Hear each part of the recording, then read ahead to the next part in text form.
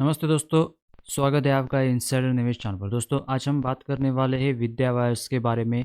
ये वही कंपनी है जिसका आईपीओ अभी मुश्किल से 2 हफ्ते पहले लिस्ट हुआ है और लिस्टिंग के तुरंत बाद कंपनी ने अपने क्वार्टर 2 के नतीजे भी सामने रख दिए। अब आईपीओ के बाद पहला या दूसरा रिजल्ट बहुत अहम होता है, क्योंकि यही से मार्केट तय करती है कि कंपनी सिर्फ स्टोरी है या नंबर्स में भी उतना दम है। तो चलिए आराम से एक एक चीज़ समझते हैं बिना किसी हाइप के। अगर आज के कारोबार की बात करें तो अभी ये 52 रुपये 37 पैसे पर ट्रेड कर रहा है। लगभग 0.25% की आज बढ़त के साथ क्लोज हुआ है। तो चलिए अब देखते हैं रिजल्ट के नंबर कैसे रहे। तो दोस्तों, सबसे पहले रेवेन्यू की बात करते हैं। इस क्वार्टर में कंपनी ने करीब 380 करोड़ रुपए का रेवेन्यू दिखाया है। अगर आप इसे पिछले साल के क्वार्टर 2 से कंपेयर करें, जहां रेवेन्यू करीब 363 करोड़ था, तो ईयर ऑन ईयर करीब 4 से 5% की ग्रोथ दिखती है। अभी यहाँ पर मैं आपको सीधी बात बताता हूँ, 4 या 5% ग्रोथ खराब नहीं है, लेकिन बहुत शानदार भी नहीं। खासतौर पर जब एक छोटी कंपनी होती है तब ये ग्रोथ एक डिसेंट मानी जाती है। अब अगर हम क्वार्टर ऑन क्वार्टर देखें, यानी क्वार्टर 1 से क्वार्टर 2 की तुलना करें, तो क्वार्टर 1 में रेवेन्यू करीब 411 करोड़ था। मतलब क्वार्टर ऑन क्वार्टर बेसिस पर रेवेन्यू थोड़ा नीचे आया है। लेकिन यहाँ एक चीज़ समझना ज़रूरी है, वायर और मेटल से जुड़ी कंपनियों को हर क्वार्टर के हिसाब से जज करना अक्सर गलत साबित होता है। इस सेक्टर में raw material prices, dispatch timing और ऑर्डर का साइकिल बहुत मैटर करता है। इसलिए ईयर ऑन ईयर नंबर्स ज़्यादा मीनिंगफुल होते हैं। अब कंपैरिजन की बात करते हैं तो दोस्तों, अगर आप बड़ी वायर्स कंपनी को देखो तो उन्होंने इसी क्वार्टर में 20 से 30% तक ग्रोथ दिखाई है। उस कंपैरिजन में विद्या वायर्स के नंबर्स थोड़े हल्के लगते हैं, तो इसे हम नज़रअंदाज नहीं कर सकते हैं।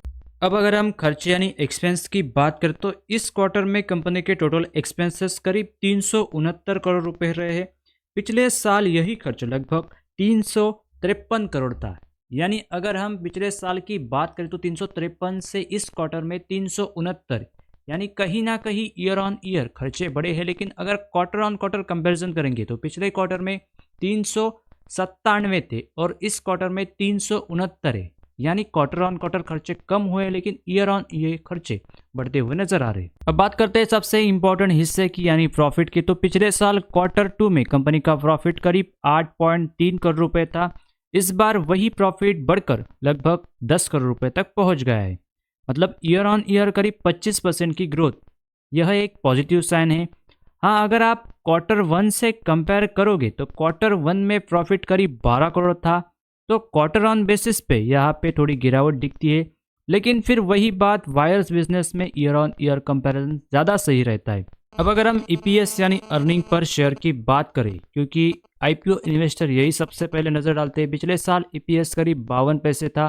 पिछले क्वार्टर में ईपीएस गया था 75 पैसे तक और इस क्वार्टर में ईपीएस करीब 65 पैसे गया है। मतलब पिक्चर साफ है, कंपनी प्रॉफिट बना रही है, लॉस में नहीं है, लेकिन ग्रोथ स्मूथ नहीं है, थोड़ी अनइवन है। अब सवाल ये है, क्या रिजल्ट बाइंग के लिए एक्साइटमेंट पैदा करते हैं? तो जवाब है अभी नहीं।